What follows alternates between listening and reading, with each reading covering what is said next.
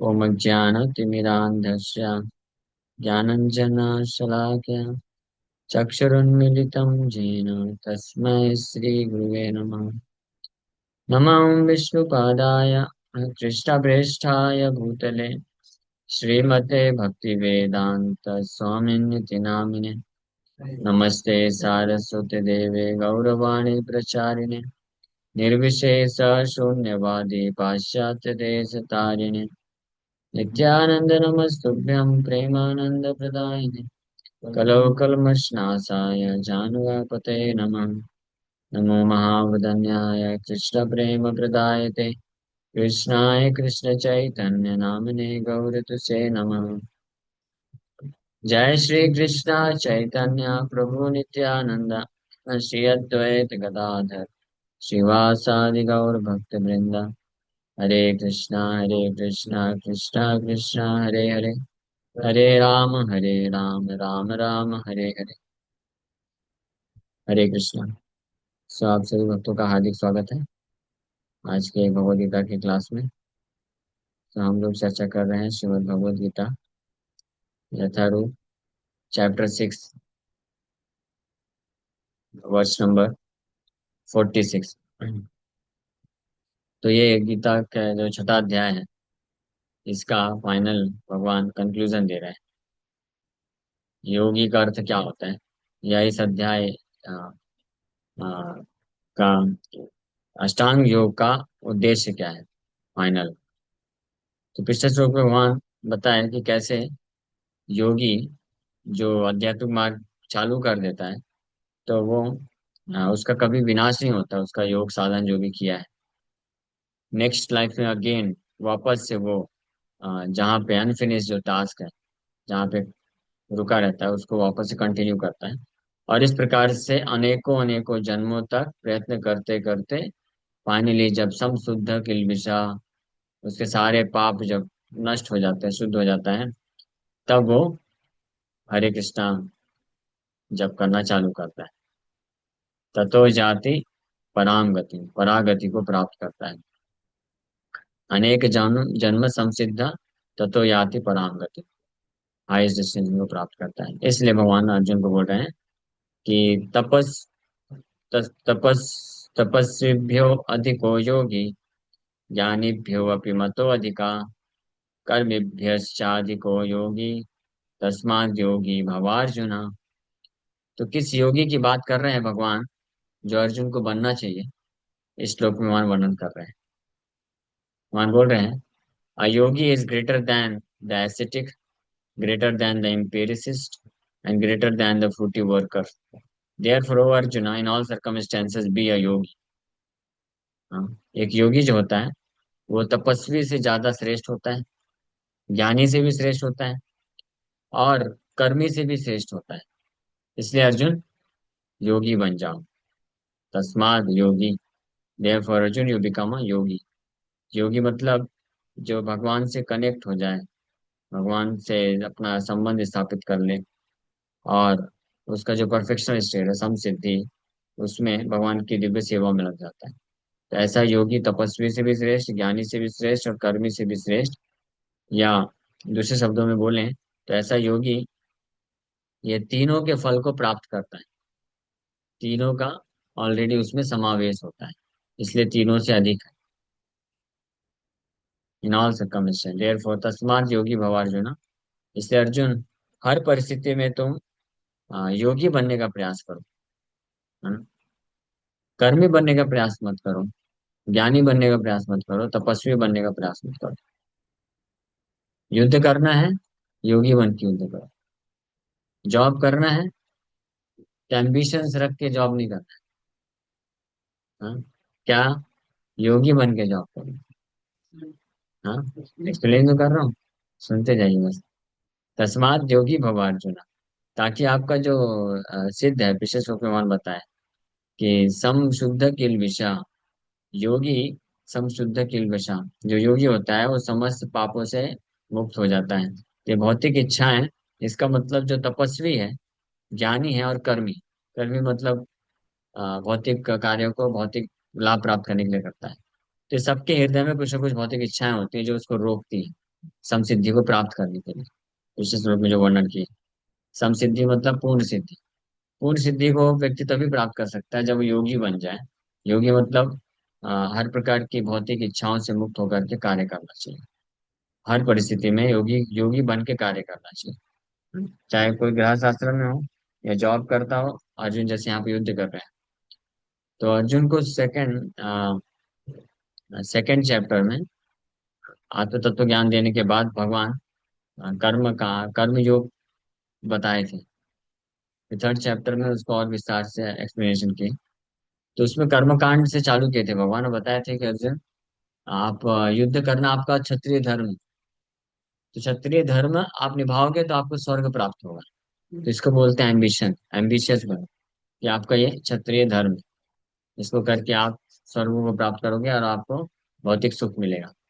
लेकिन अब फाइनली जाकर के भगवान कंक्लूड कर दिया कि अर्जुन, कर्मी से भी श्रेष्ठ वो योगी होता है, ज्ञानी से भी श्रेष्ठ होता है, तपस्वी से भी श्रेष्ठ होता है। चौथे अध्याय में भगवान बताए थे अर्जुन को कि ये युद्ध करने, जब आप क्षत्रिय धर्म का पालन करते युद्ध करोगे तो अपने कर्म में स्थित रहने के कारण आपको ज्ञान अर्जन हो जाएगा, ज्ञान मिल जाएगा। जो शास्त्र विधि अनुसार कर्म करते हैं तो उसका रिजल्ट क्या होता है, उसको ज्ञान प्राप्त होता है। ज्ञान मतलब कि वो देहात बुद्धि से मुक्त हो जाता है। अहम ब्रह्मास्मि, मैं ब्रह्म हूँ, मैं आत्मा हूँ, इस बात को साक्षात्कार प्राप्त कर सकता है। कर्म योग का रिजल्ट ज्ञान योग है। तो ज्ञान योग का रिजल्ट होता है ध्यान योग, तपस्वी बन जाता है। लेकिन इन सबसे अधिक कौन है? वो भक्ति योगी है, योगी, जिसको यहाँ पे योगी बोला जा रहा है। तो ऐसा योगी अर्जुन बनो आप, है ना? तो इस श्लोक में ऐसा वर्णन अभी नहीं कर रहे हैं स्पष्ट रूप में कि वो योगी कौन है। ये हम लोग कंक्लूड कर रहे हैं भक्ति योगी, क्योंकि प्रभुपाद जी के तात्पर्य में है ऐसा। लेकिन भगवान इसको और इस पे स्पष्टीकरण कर देंगे अगले श्लोक में। पिछले श्लोक से कनेक्टेड है ये, कि ऐसा योगी बनो कि तो आपका जो है सम सिद्ध है, सम शुद्ध किल विषा, समस्त पाप नष्ट हो जाएं और आप सम सिद्धि को प्राप्त कर लें। सम सिद्धि, सम्यक रूपेण सिद्धि, कंप्लीट परफेक्शन। तो भक्त लोग तो जानते हैं कंप्लीट परफेक्शन क्या है, वो भगवान का शुद्ध भक्ति योग में स्थित हो जाना, है ना? लेकिन भगवान को मालूम है, सब लोग को ये नहीं पता रहेगा। इसलिए कल के श्लोक में भगवान चर्चा करेंगे, बताएंगे। अब वो समसिद्धि, वो योगी कौन है, या समसिद्धि का अर्थ क्या होता है। योगी नाम अपनी सर्वेशम मद गतेन अंतरात्मना श्रद्धावान भजते जो माम समय युक्त तमो मता। उसको मैं सर्वश्रेष्ठ मानता हूँ, उसको मैं योगी मानता हूँ। भगवान क्लियर कर देते हैं। तो when we speak of yoga, लो प्रभुपाद जी तात्पर्य में पहले लाइन में चल ऑलरेडी बताया। हाँ, इसी श्लोक में, अगले श्लोक में भगवान बताने वाले हैं, प्रभुपाद जी पहले ही बता दिए। When we speak of yoga, we refer to linking our consciousness with the supreme absolute truth. जब हम योग की बात करते हैं तो हम रेफर करते हैं, या ये मीनिंग होता है कि हम अपनी चेतना को भगवान से जोड़ें, ना कि केवल अनुलोम विलोम कर लिए, या या निराकार ब्रह्म ज्योति पे ध्यान करें। नहीं, supreme absolute truth. Such a process is named differently by various practitioners in terms of the particular method adopted. When the linking process is predominantly in fruitive activities, it is called कर्म योगा। तो ये अलग अलग इसके प्रकार नाम दिए गए हैं, कर्म योगा, ज्ञान योगा, भक्ति योगा, सर्वश्रेष्ठ।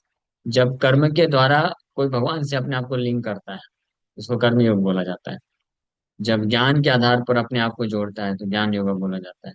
और फाइनली जो है, अपने हृदय से जब जोड़ देता है, प्रेम, वो भक्ति योगा कहलाता है, कंप्लीट योगा का complete form. So when the linking process is predominantly in fruitive activities, it is called karma yoga. When it is predominantly empirical, it is called ज्ञान योगा। empirical मतलब ये एनालिसिस करना, विश्लेषण करना, भौतिक तत्व, आध्यात्मिक तत्व, तत्वों का विश्लेषण करके इस निष्कर्ष पे पहुंचना कि हम, ये भौतिक जगत से हमारा कोई संबंध नहीं। इसको एम्पिरिकल नॉलेज बोला जाता है। एम्पिरिकल नॉलेज का अर्थ होता है which can scientifically which can be scientifically experienced, जिसको वैज्ञानिक रूप से अनुभूति की जा सकती है, एक प्रोसेस को फॉलो करते हैं। तो उसको ज्ञान योग बोलते हैं। And when it is predominantly in a devotional relationship with the supreme Lord, it is called भक्ति। जब डिवोशनल रिलेशनशिप यानी भक्ति भाव पूर्वक भगवान के साथ संबंध में स्थित है, तो इस प्रकार के योग को भक्ति योग बोलते हैं। भक्ति योग और Krishna consciousness is the bhakti yoga और Krishna consciousness is the ultimate perfection of all yogas as will be explained in the next verse. अगले श्लोक में ऐसा बताया जाएगा कि अल्टीमेट परफेक्शन है, पूर्ण सिद्धि है सभी योगों का। The Lord has confirmed herein the superiority of yoga, but he has not mentioned that it is better than bhakti yoga. तो इस श्लोक में अगर कोई ऑब्जेक्शन करे कि यहाँ पे योगा का अर्थ भक्ति योगा है, ये कैसे पता चलता है, तो भगवान यहाँ पे तीन प्रकार के योगों से श्रेष्ठ बोलते हैं इस योग को। तपस्वी से भी श्रेष्ठ बोल दिए, ज्ञानी से भी श्रेष्ठ बोल दिए, कर्मी से भी श्रेष्ठ बोल दिए, लेकिन भक्ति से श्रेष्ठ है नहीं बोल रहे हैं। हाँ, इससे पता चलता है कि भक्ति सर्वश्रेष्ठ। हाँ, समझ गए। वो अगले नहीं तो फिर भगवान अगले श्लोक को समझाएंगे, which will be explained in the next verse. The Lord has confirmed herein the superiority of yoga, but he has not mentioned that it is better than bhakti yoga. Bhakti yoga is full spiritual knowledge, and therefore nothing can excel it. भक्ति योग क्या है? पूर्ण आध्यात्मिक ज्ञान है। कुछ लोग ऐसा सोचते हैं कि भक्ति योग एक बात है और ज्ञान योग अलग बात है। हाँ? और जो ज्ञान योग है, नहीं नहीं, भक्ति के लिए ज्ञान का जरूरत है, मतलब ज्ञान भी चाहिए, नॉलेज ज्ञान ऐसा सोचते हैं। लेकिन भक्ति योग अपने आप में ज्ञान है, मतलब भक्ति योग करने के लिए अलग से ज्ञान की आवश्यकता नहीं। भक्ति योग अपने आप में ज्ञान है, क्योंकि भक्ति योग का अर्थ ही होता है जिसमें व्यक्ति इस ज्ञान के साथ करता है कि परम भगवान कृष्ण परम भगवान है, मैं उनका नित्य सनातन दास हूँ। तो संबंध के बारे में जानता है, तो ऑलरेडी ज्ञान योग का परफेक्शन है। ज्ञान योग की परम सिद्धि की अवस्था से भक्ति चालू होती है। तो इसलिए भक्ति योग में जो वास्तविक रूप में स्थित है, जो इमोशनल भक्ति कर रहे हैं उसकी बात नहीं कर रहे हैं, डिवोशनल, डिवोशनल जो है, तो वो ऑलरेडी इस बात को जानता है, वो इस स्तर पे है, इस संबंध ज्ञान को जानता है, इसलिए वो ऑलरेडी ज्ञान योगी है। और इसी प्रकार से वो ऑलरेडी क्या बोलते हैं, ध्यान योगी भी है, क्योंकि उसका ध्यान भगवान में ऑलरेडी लगा हुआ है कि भगवान के लिए कर रहा है।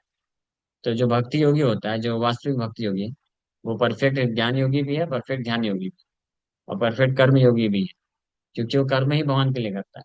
कर्म योगी उसको बोलते हैं जो कार्य कुछ करे और उसके फल को भगवान को समर्पण करे। यहाँ पे भक्ति योगी तो अपने सारे कार्यों को भगवान के लिए ही करता है। इसलिए bhakti yoga is full spiritual knowledge, and therefore nothing can excel it. Asceticism, asceticism यानी तपस्वी, asceticism without self knowledge is imperfect. कोई तपस्या कर रहा है लेकिन उसका आत्म साक्षात्कार का ज्ञान नहीं है, तो वो पूर्ण नहीं है, इम्परफेक्ट है। क्योंकि ऐसे तो हिरण्यकशिपु भी तपस्या किया था, वो भी एस्केटिज्म, एसेटिक कहलाया, तो लेकिन वो इम्परफेक्ट है। Empiric knowledge without surrender to the supreme lord is also imperfect. और जो ये ज्ञान योग वाला ज्ञान है, जिसमें व्यक्ति ये समझता है कि हम ब्रह्मास्मि, मैं ये भौतिक जगत नहीं हूँ, मैं आत्मा हूँ, ये भी बिना परम भगवान के समर्पण के ये भी इम्परफेक्ट होता है। क्योंकि ऐसे बहुत सारे मायावादी लोग भी होते हैं जो कि जानते हैं कि हमें शरीर नहीं, आत्मा है, ब्रह्म वस्तु ब्रह्म, लेकिन भगवान को समर्पण नहीं करते हैं, इसलिए वो भी इम्परफेक्ट है, कंप्लीट नहीं है वो। And fruitive work without Krishna consciousness is a waste of time. ये दो तो कम से कम इम्परफेक्ट बोला गया है। और fruitive work without Krishna consciousness यानी कृष्ण भावना भावित हुए बिना, यानी कृष्ण के लिए अगर नहीं है, कृष्ण कृष्ण कॉन्शियसनेस मतलब कृष्ण का को के, नहीं सुने आप आते नहीं तो क्या सुनेंगे आप, ना तो वाड़ा यात्रा में आए, उधर भी डिस्कस किए थे, ना क्लासेस में आते हैं। हाँ, हाँ, कई बार हो गया, 4 से 5 बार तो इस मंथ में हो गया। हाँ, तो कृष्णा को का के शुभम को समझाएंगे आपको, बाद में समझाना अच्छे से, अच्छे से। को का के का मतलब क्या होता है, उसको कृष्णा कॉन्शियसनेस बोला जाता है। तो कोई भी कार्य, फ्रूटी वर्क मतलब कोई कार्य करते हैं उसका कुछ लाभ, फल मिलने वाला है, तो उस कार्य को कृष्णा कॉन्शियसनेस के बिना करते हैं, एम्बिशंस के साथ करते हैं कि मुझे कार्य में परफेक्शन चाहिए, या कार्य से दक्षता चाहिए। इसके ऊपर भी हम लोग चर्चा किए थे। भुक्ति मुक्ति सिद्धि। तो कुछ लोग कार्य करते हैं भुक्ति भोग प्राप्त करने के लिए, कुछ लोग का जो है कार्य को त्याग देते हैं मोक्ष प्राप्त करने के लिए, और कुछ लोग कार्य करते हैं उस सिद्धि प्राप्त करने के लिए कि कार्य को मैं अच्छे से, I love my work, I don't want any result, I love my work. Krishnadas Kaviraj Goswami बोलते हैं he is also lusty, he is lusty for work, सिद्धि का लस्टी समाधि। और भुक्ति जो है he is lusty after result.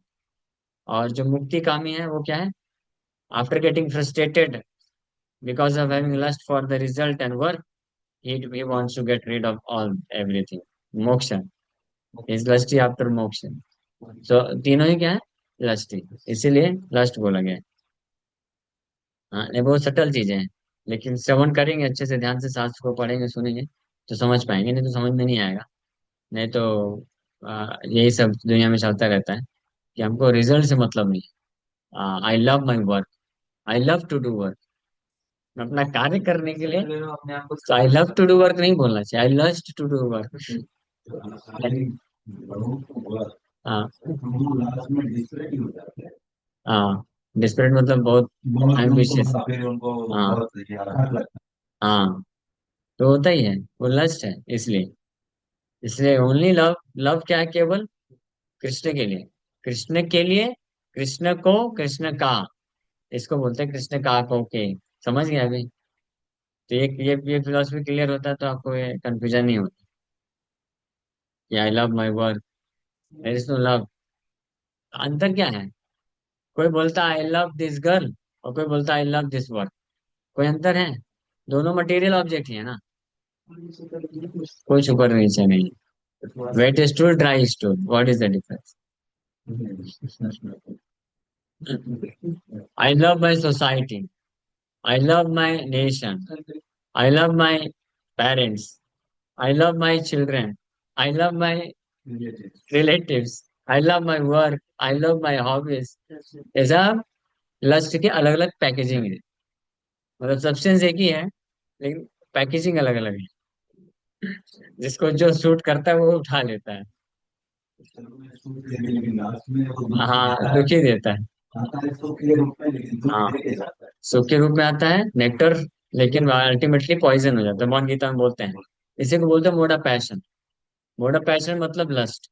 तो मोड ऑफ पैशन में रजोगुण में जो कार्य करता है व्यक्ति, तो रजोगुण के कार्य भगवान बताते हैं गीता में कि शुरू में अमृत होता है, फिर बाद में जहर बन जाता है। और मोड ऑफ इग्नोरेंस तो क्या है, शुरू से लेकर अंत तक जहर है, लेकिन व्यक्ति अज्ञानता में होने के कारण उसी को अमृत समझता है। हाँ, मोड ऑफ गुडनेस का बताते हैं कि शुरू में जहर लगता है, जैसे अभी सुन रहे हैं आप तो जहर लग रहा है ना, लेकिन अगर इसको कोई अच्छे से समझ गया, पालन करने लग गया, तो उसके लिए अमृत बन जाएगा, नेक्टर हो जाएगा। Therefore, the most highly praised form of yoga performance mentioned here is Bhakti Yoga, and this is still more clearly, and this uh, and this is still more clearly explained in the next verse. अगले श्लोक में और अच्छे से clearly बताया जाएगा। ठीक है, इसलिए इतना हाँ, घूम फिर के फाइनल ये, अगर कोई समझ जाए कि कृष्ण के अलावा कुछ भी है, एवरीथिंग इज मटेरियल, सब मटेरियल है, और केवल बंधन का कारण बनने वाला है, उनको मुक्त नहीं करेगा। हाँ, आप सोचेंगे कि हाँ, मैं ये इसको मैं कृष्ण की सेवा में लगाऊं, तो जो कृष्ण की सेवा में लगाएंगे उसका आपको भक्ति सुकृति मिलेगा, लेकिन जो चलेगा, और जो आपने किया अपने मिशन के लिए, तो उससे आप बंधन में भी फंसेंगे, आसक्ति भी आएगी। हाँ, वो फंसा भी देगा। वो तो ऑप्शन बोला गया, कर्म योग के दो डिवीजन बताए गए हैं। एक तो है आ, कि कर्म करता है व्यक्ति अपने इच्छा से, और उसके फल को फिर भगवान को अर्पण करता है, एक वो कर्म योगा है। और दूसरा कर्म योगा है, कर्म ही भगवान के लिए करता है और रिजल्ट भी आता है तो वो भगवान को देता है। तो इसमें से श्रेष्ठ कौन सा है? सेकंड वाला। तो फर्स्ट वाला तो क्यों बोलते हैं आप, स्टेज से? ठीक है, तो अगले श्लोक में भगवान इसको और अच्छे से क्लियर करेंगे, हम लोग कल चर्चा करेंगे फाइनली। हरे कृष्ण।